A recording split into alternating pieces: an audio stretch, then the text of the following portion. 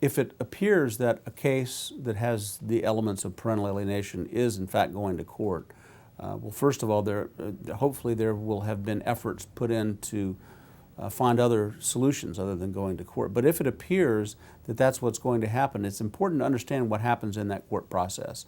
And I think people that are not attorneys or don't have other experience with this are not naive, as was I when I first began to be involved in all this sort of process. It's important to understand that the truth doesn't just tumble out on its own. It really has to be kind of forced, because the way the court process works can really do violence to reality.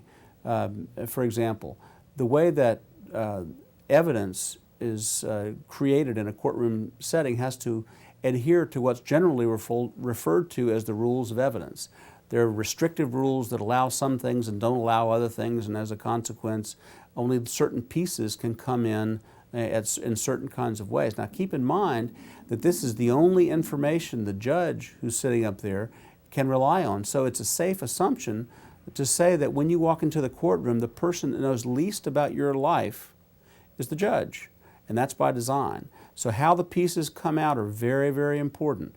So if a theme of the process is one person has been abusive, when in fact they've not, that is a huge piece that needs to be dealt with. And I think it's important to emphasize that and be able to get the judge to understand what really is going on here.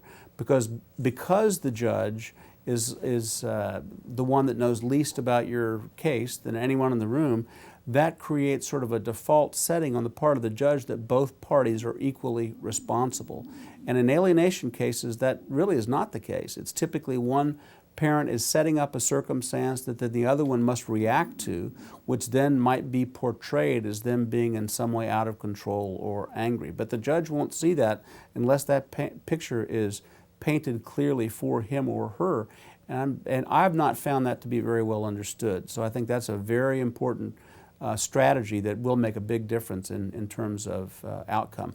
I often describe it as, imagine you have a jigsaw puzzle with 1,000 pieces, but because of the rules of evidence, you can only select 10 of them to tell your story or to paint the picture of what's going on here. And that selection process is very important. So you want to do so mindful of what one is up against.